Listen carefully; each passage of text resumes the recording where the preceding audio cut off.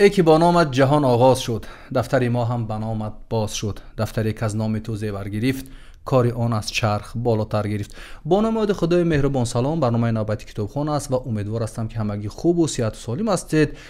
و در برنامه امروزه ما حضور دارند گلنار عطابک، راهبر بانک الف، یک بانوی فعال دانشمند. و برنامه خیلی خوش آمدید. تشکر که دعوت ما رو پذیرفتید. سرول بگویید که چه حال و احوال دارید و زندگی را در این شهر چگونه پس سر میکنید؟ سلام، تشکر زیاد برای دعوتتون. با فکر من درباره کتاب حرف گفتن در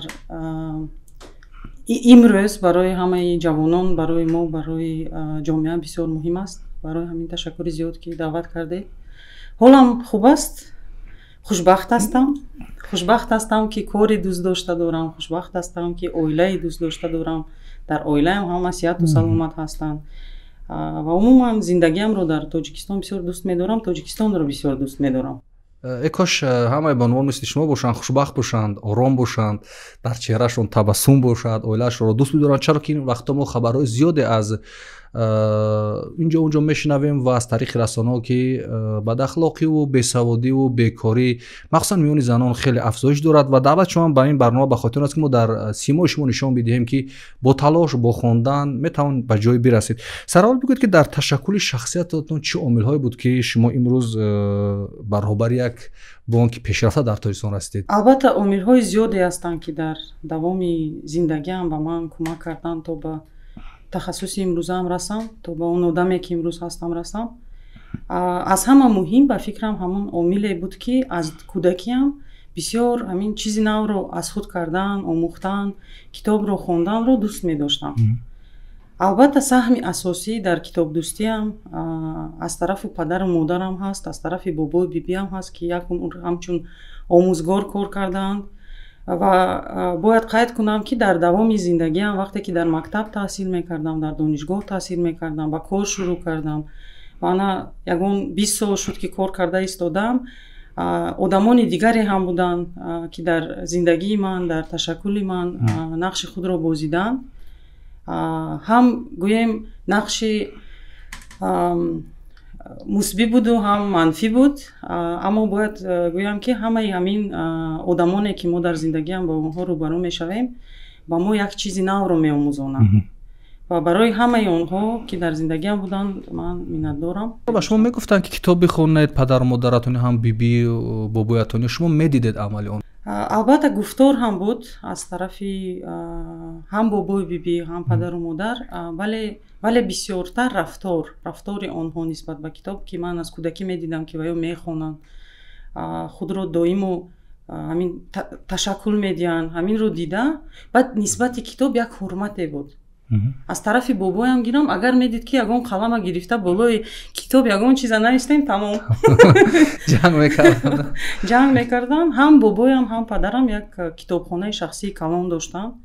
برای همین دسترسی به کتاب در یگون مشکلی نبود. از کودکیم از کتابخانه بابایم دائم افسانه ها رو گرفته میخوندم. افسانه های گوناگون بودند میخوندم و همین طریق شوق پیدا کردم. یعنی رفتار آنها مثل گفتار آنها از کودکی به ما آموزاند که کتاب چیزی بسیار مهم است.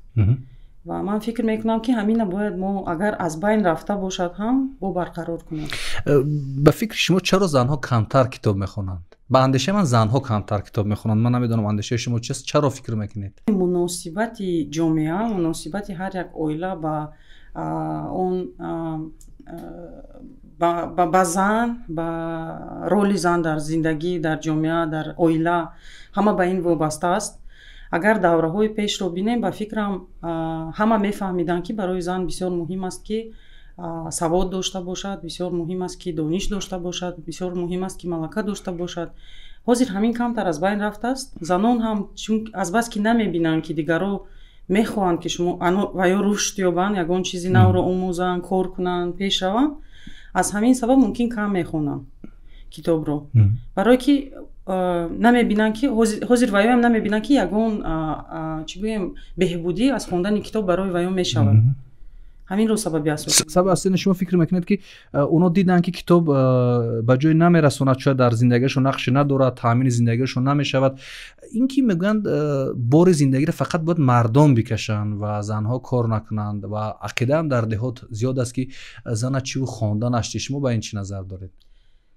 бузургон мегуфтанд, намедонам ки якум бор ҳаминро гуфтааст, лекин аз бобои бибиам шунидагиам ки доим мегуфтанд агар дар хона як писар бошаду як духтар бошад ва маблағ барои хонондани фақат яке аз онҳо кофӣ бошад, бояд духтарро хононанд.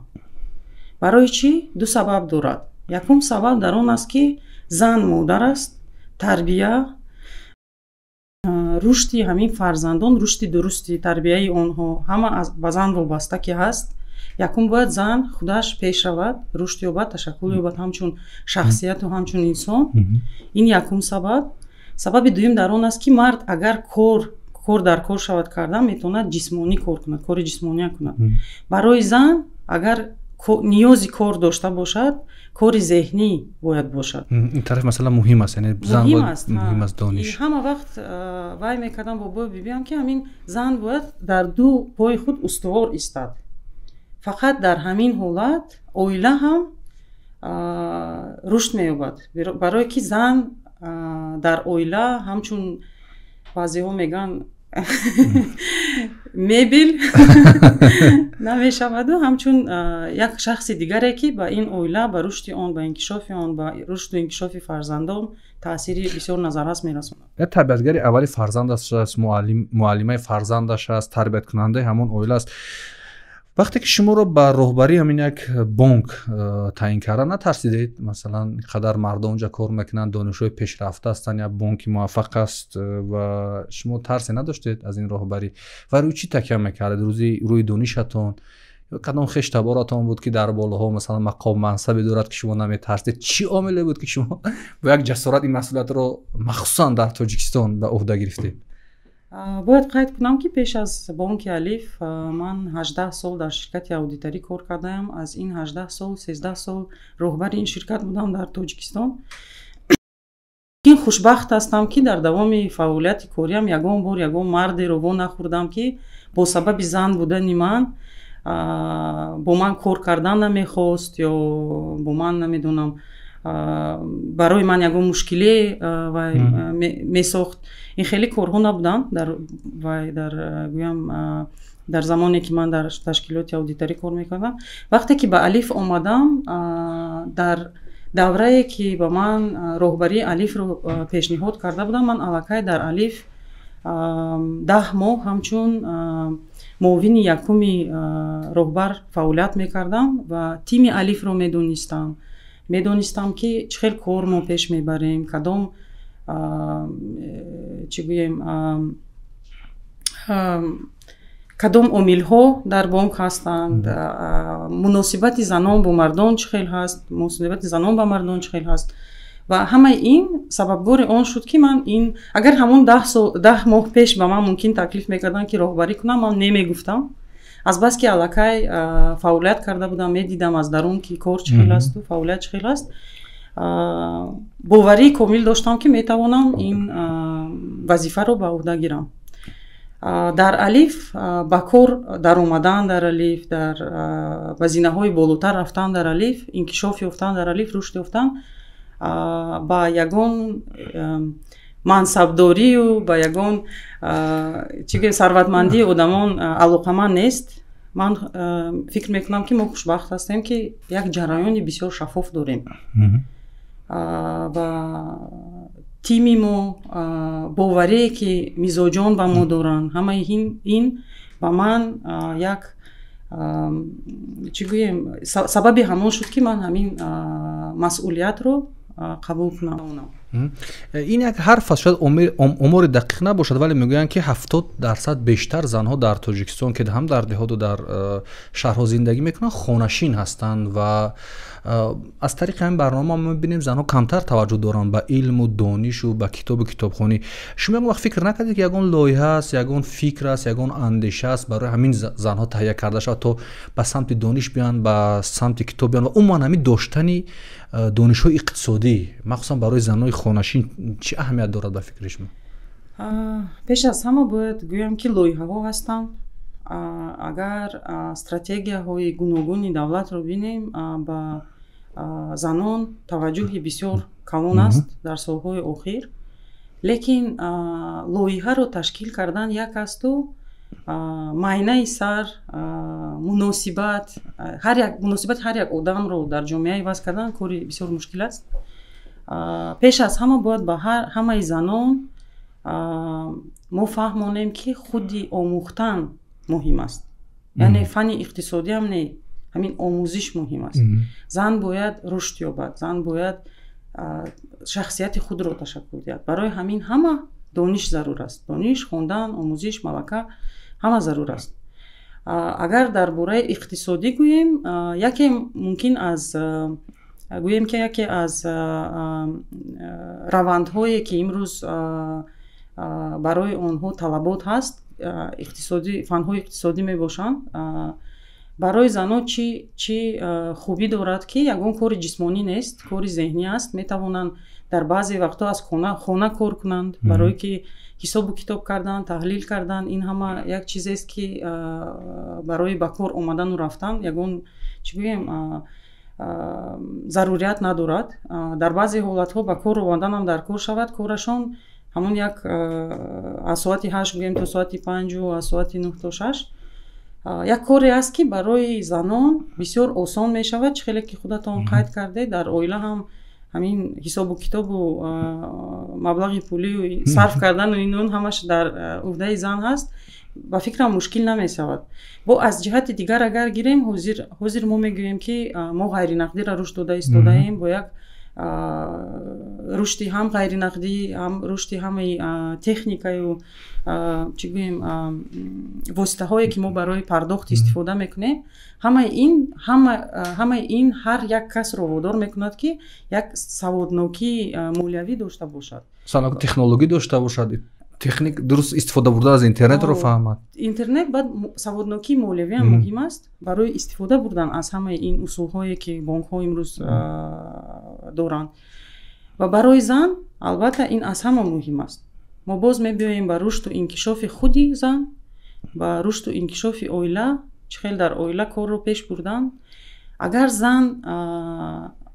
зан худаш агар чӣ гӯем ба худ боварии комил доштагӣ бошад, фарзандон ҳам хел тарбият меёбанд ки бояд ба худ боварии комил ҳосил кунанд. вақте ки зан боварӣ ба худ надорад, дар хона ҳамчун як таҷҳизот аст, узри зиёд ки ҳамин хеле суханон гуфтан, узри зиёд.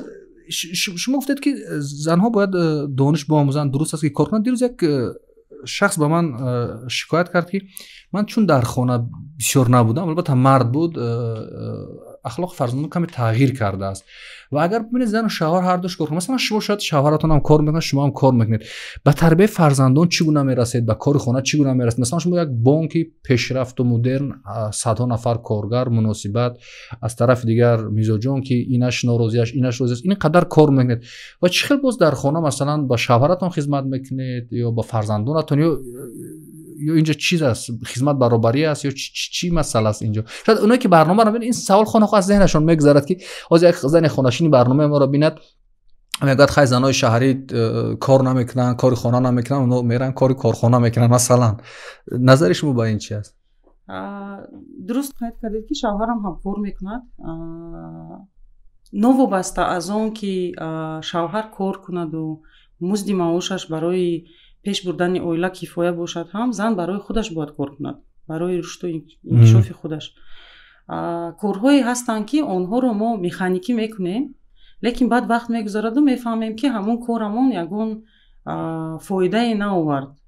масалан рубучину хона фоида надорад. фоида барои ман худам агар нигоҳ кунем, не барои шавҳар, барои фарзандон. албатта барои хона гирем фоида дорад, лекин агар ҳамин корро касе ба шумо ёрдам кунаду кунад, ягон вай нест, зарар нест.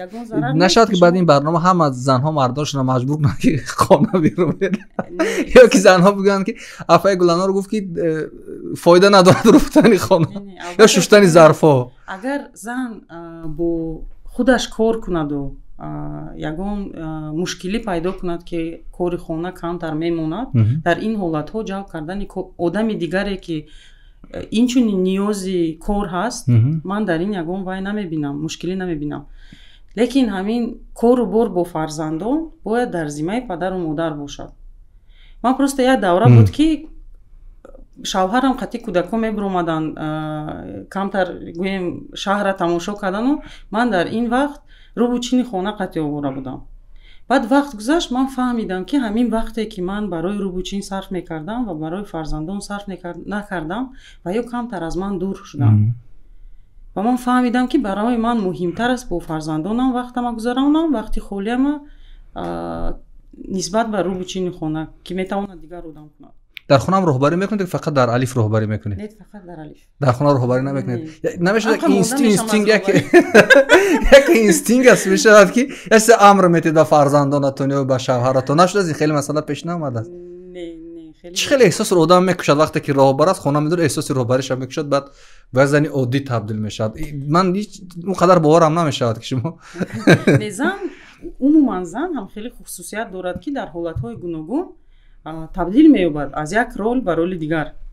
ҳамин аз корхона ки баромадам, хона омадам, зан ки шудам, нисбати оилаам тамоман дигар одам. вақте ки аз корхона занг зананд, албатта бо шахсе ки бо телефон гап мезанам, боз роҳбар мешавам. лекин вақте ки телефонам одам, як масъалаи ҷиддиро мехоҳам аз шумо бипурсам. ман гуфтам ки дар ҷомеаи имрӯз зиндагӣ дорем, чаро ман мехоҳам бештар занҳо ба ин барнома биёянд, суҳбат кунем атрофи илму дониш. як назария ин аст ки вақте ки зани, намехоҳам зани тоҷик бигӯям, бигзор зан бигем, як зан вақте ки як соҳиби мансаб мешавад, соҳиби пул мешавад ва истиқлоли молӣ ба даст меорад, дигар нисбат ба атрофиён, нисбат ба шаҳр, ҳатто нисбат ба фарзандонаш бефарқ мешавад. мо намунаҳои зиёд дорем. чаро чунин мешавад? ин аз камсаводӣ аст, аз бедонишӣ аст ва бисёри мардон ҳатто шикоят мекунанд ки мо занҳо намондем, хонданд, донишгоҳ рафтанд, мансабам гирифтанд, кор карданд, вале дигар ба мо эҳтиром қоил нестанд ва яке аз сабабҳои пошхӯрии оилаҳо мегӯян ҳамин аст. назари шумо ба ин мавзӯъ чӣ аст?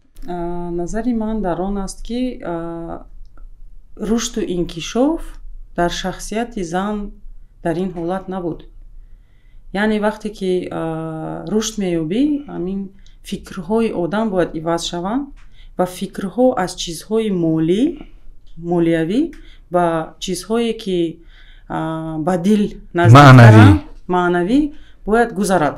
яъне агар ман худамро имрӯз бо Гуланоре ки ягон 10 сол 20 сол пеш буд фарқ вай кунам, муқоиса кунам, агар мефаҳмам ки имрӯз чизое ки ман 10 сол 20 сол пеш ба ваё таваҷҷӯҳ надоштам, бози барои ман бисёр муҳиманд.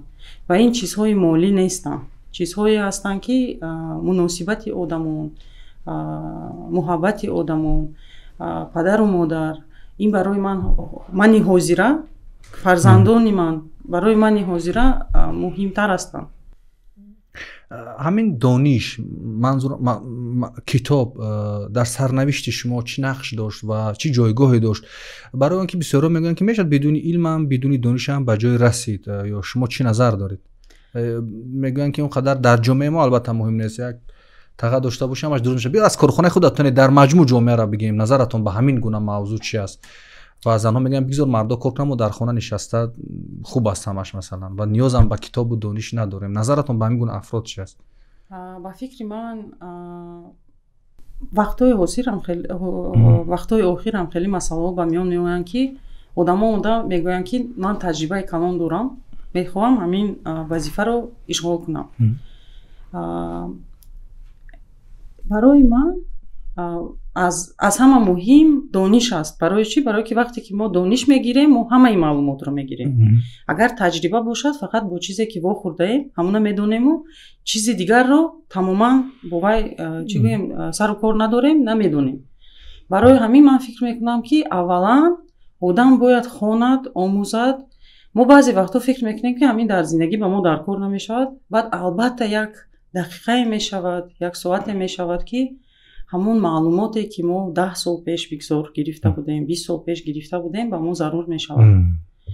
ман ин хел чӣ гӯям бо чунин ситуатсия ҳолатҳо бисёр дучор шудагам. ва барои ҳамин мехоҳам гуфтан ки хондан ин тамоман дигар чиз аст. солҳои охир як чизро мушоҳида мекунам ки вақте ки китоб мехонам чизи нав аз ин китоб ман кам мегирам, лекин ҳамин маълумоте ки дар сари ман буд, ҳамин китоб барои ман ёрдам мекунад ки ҳамин маълумотро ҷобаҷо кунам. ва баъзе ҳолатҳое мешаванд ки ман ду чизро медонистаму алоқамандии ин ду чизро намедонистам. Китобро мехонаму баъд мефаҳмам ки ҳамин ду чиз алоқаманд буданд. Яъне вақте ки таҳлил мекунам маълумоти навро, истифода мебарам аз ҳамин маълумоте ки аз китоб хондаам. солҳои ҳамин ним соли охир агар гирам, бисёртар ба китобҳое ки дар бораи ташаккули шахсият ҳастанд, дар бораи муомила бо дигар одамон ҳастанд, дар бораи тим ҳастанд, бисёртар таваҷҷӯҳ медиҳам, барое ки вақте ки ба алиф омадам, дар ҷои пештара тими ман ягон 20 нафар буд. дар алифбонк бошад 950 нафар, албатта тамоман дигар аст. одамои бисёр гуногун ҳастанд ва ман бояд тавонам ки бо ҳар яки онҳо кор кунам. барои ҳамин фаҳмидам ки барои ман ҳозир дар ҳамин марҳила муҳим аст ки ҳамин чӣ гӯям хусусиятҳои худро ташаккур диҳам. барои ҳамин сар кардам хеле китобҳо хондам. шумо фақат китобҳои тахассусӣ мехонед вобаста ба менеҷмент, бонкдорӣ, муомила ва ҳар чизе ки дигар китобҳо ҳам мехонед? ина ҳамин 20 сол агар гӯем ки бисёртар иқтисодию, бонкдорию, молиявиро мехондам, хато намешавад. аммо ҳамин ним соли охир, чуноне гуфтам, камтар ба дигар самт рафтам ва ба марҳилае омадам ки фаҳмидам ки бояд камтар ҳамин рӯзама иваз кунам, муносибатамро ба баъзе чизҳо иваз кунам. ва барои ҳамин боз сар кардам, худама иваз кардам, барое ки ҳама вақт мегӯянд агар хоҳӣ ягон чизро иваз кардан аз худам сар кардам. шумо аввалин китобе ки хондаи ёдатон аст ё на? Не, аввалин китобе ки хондам ягон чизе ки бошад вай буд. номшам дар ёдатон нест? як китоби ҷолибе буд аз хонда ёдатон намондааст? Не, барое ки хонданро аз бисёр солҳои намедонам, аз ягон 5-6 солагӣ мумкин сар кардагӣ будам ва я монем агар китобе ки барои дарс набуду гирифта хондам, ин афсона буд. Афсона буд. дар хурдиам афсонаро хондам бисёр дӯст медоштам. ва чаро шумо ҳамагӣ як китобро барнома овардед? вақте ки фикр кардам кадом китобро бо худ биёрам, фикр мекардам ки бояд ин китоб барои ҳама бошад. азбаски бисёртар иқтисодию, бонкдорию, молиявия мехонам, ин барои ҳама онқадар шавқовар нест. барои ҳамин китобе овардам ки рӯзи ҳар як одамро метавонад иваз кунад. агар дар сомонаҳо хонем оид ин китоб, номи китоб магия утра, яъне муъҷизаи саҳар. агар дар бораи ин китоб дар сомонаҳо хонем, манам хондам пеш аз хондани худи китоб, бисёртар диққатро ҷалб мекунанд ки чӣ хел бояд ту саҳари худро иваз кунӣ, то ки тамоми рӯзи ту иваз шавад. яъне ки аз саҳар агар фаъолият босамар бошад, то бегаҳ босамар мешавад. вақте ки ман китобро хондам, камтар ақидаи дигарро дорам. яъне ман фикр мекунам ки ақидаи асосии ин китоб дар он аст ки одам бояд рушд ёбад. ҳамин ба ман маъқул шуд. яъне китоб ба мо меомӯзонад ки ҳар рӯз бояд вақт ҷудо кунӣ барои корҳои муайян, ҳам барои корҳои ҳам ҷисмонӣ, ҳам зеҳнӣ ва ҳам чизи наве ки меомӯзӣ ҳар рӯз. барои ҳамин ба ман ҳамин китоб бисёр маъқул аст. яъне инсон бояд ҳар рӯз як чизи нав биомӯзад дар ҷаҳони муосир? дуруст. масалан шумо рӯзатон чӣ хел оғоз мешавад? мехезед кор меравед субҳ барвақт, боз шом бармегардед? ҳозир рӯзи ман камтар дигаргун аст бо сабабҳои оилавӣ. модарам камтар касал ҳастанд, лекин дар умум дар маҷмӯъ агар дар маҷмӯъ гирем, албатта субҳ одам бедор мешаваду баъд аз шустани дасту рӯ ба наҳорӣ шурӯъ мекунаду баъд аз он ба кор меравад. агар дар умум гирем ҳам хеле субҳ дорам манам. яъне саб оддӣ маъмуле ки ҳама шаҳрвандони Тоҷикистон доранд. дуруст. барое ки он корҳое ки дар ин китоб мегӯяд ки дар субҳ кунед, ман ва ёро дар давоми рӯз мекунам, лекин бояд ҳамин чӣ гӯем дар давоми намедонам ягон ним сол як акси зебо бибинед, чормисра шеър хуб бихонед, як мусиқии хуб гӯш кунед ва روی میزتان رو تمیز کنه، دستخانه این خیلی برایت. اگر ببینیم در عصر امروز یک چیز ساده میتواد ولی اونقدر اطلاعات و کار برای ما زیاد است که شاید بهش نرسیم. من میخوام این کتاب یک توضیح میبخشید، یک توضیح به بیننده برنامه کتابخوان بدیم. خیلی الراد مگه اوترین معجزه سحر چه خیلی ساعتی صبح رو اولی صبح رو آغاز کنیم. این نویسنده سلسله کتاب‌ها رو داره. در این بخش درباره نویسنده ها هست، درباره کسانی که عاشق هستند هست و درباره چند اویله هست، یعنی سمین چه خیلی اویله رو تشکیل کردن، اویله موفق رو تشکیل کردن. و ما از برنامه کتابخوان این کتاب رو برای شما توصیه می‌دهیم و این چنین این کتاب پیشنهادی پای گلانور است که برای شما توصیه میدن. من این کتاب با زبان روسی و انگلیسی در همه فروشگاه‌های کتاب تاجیکستان هست. اگر وقت کردید یک سری بزنید این کتاب رو بخونید، من فکر میکنم پشیمان نمیشید. بیاید پیش از آن که صحبت رو خلاصه کنیم، من میخواستم از شما بفهمم که چیکار کنیم که به دست زن‌های تاجیک کتاب بدیم، چیکار کنیم که کتاب بگیرن، کتاب بخونن. فقط از تلفن میخونن، از کامپیوتر میخونن، از اینترنت میخونن. با جای دیدن بعضی رول‌های اینستاگرام و بعضی فیلم‌های ترکی و گذراندن وقتی بیهوده، شما فکر کردید چیکار کنیم که همین خواهران مدرن به دستشون کتاب گیرن؟ با فکرم اگر از آدم پرسید، آدمی که کتاب نمیخوند میگوید وقت ندارم برای کتاب خوندن. همین منم یک دوره بود که وقت نداشتم برای کتاب خونی، برای شدن کتاب خوندن. بعد اکی عبدالله گفتن که من گوش میکنم، پادکست ها رو گوش میکنم، اودیو کتاب ها رو گوش میکنم. من گفتم نه، من نمیتونم کتاب گوش کردن. بعد در زمانی که دخترچم رو تولد کردم و بوای میگشتم در شهر 2 ساعت سر کردم گوش کردم و کتاب ها بسیار عجایب است. بعد یک چند کتاب هم نه، بعد یک چند ساعت عادت میکنی گوش کردن. با فکرم با اونهایی که میگویم وقت ندارم توصیه میدم که اودیو کتاب ها رو گوش کنن. با اونهایی که فکر میکنن که ضرور نیست، ما باید همچون جامعه هر روزه کار کنیم که تو همین خیلی آدمو رسونیم که کتاب خوندن ضرور است. این رو هر یک آدم میتواند در شخصیت خود نشان دهد. همین من که امروز آمدم و میگویم که تشکل من با کتاب وابسته بود، با کتابخوانی و آموزش. هر یکی ما اگر گفتن گیریم همین رو، یک روز همه به این باوری پیدا میکنن و با کتابخوانی را سر میکنن. برای که ممکن 10 ساله گفته ایم که ضرور نیست کتابخوانی.